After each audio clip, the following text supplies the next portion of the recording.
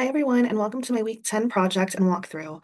Please excuse any noises you might hear in the background because I am pet sitting for a French bulldog.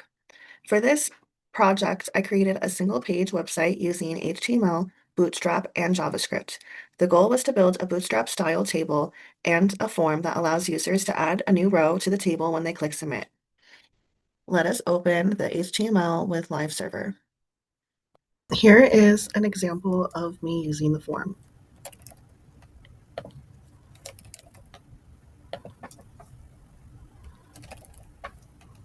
I'll put the inspect button on.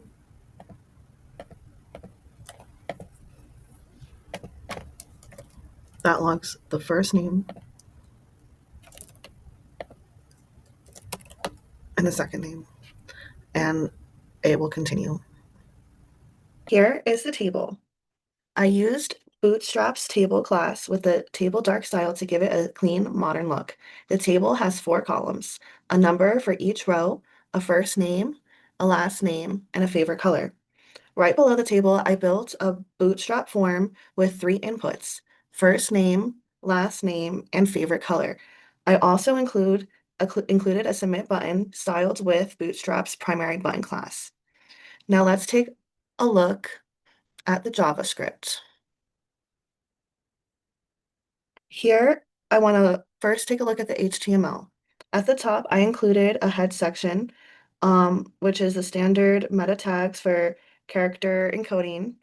I also linked Bootstrap using a CDN so I could use its pre-built styles throughout the page. Next, I created a Bootstrap style table using the table and table dark classes. The table has 4 columns, an automatic row, first name, last name, and favorite color. The T head has column titles and the T body has an ID of T body, which I use in my JavaScript to dynamically insert new rows. Below the table is a form with 3 input fields, one each, for first name, last name, and favorite color. Each input uses Bootstrap's form control class for consistent styling. The submit button down here uses Bootstrap's button primary classes, and it has an ID of form submit so I can attach an event listener in my JavaScript.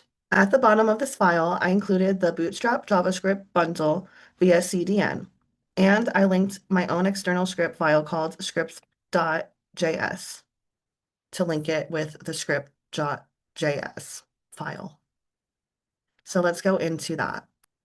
When the button is clicked, I prevent the default form behavior so the page doesn't reload. Then I grab the values from the input fields for first name, last name, and favorite color. Creating the table row. I created the new TR element, which will become the new table row. For the row number, I created a TD. After that, I create a TD for each form value and set it to inner HTML to append them to the row.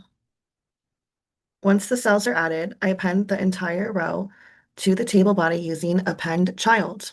Finally, I reset the form inputs to empty strings so the form is cleared for my next entry, and then I increment the row number.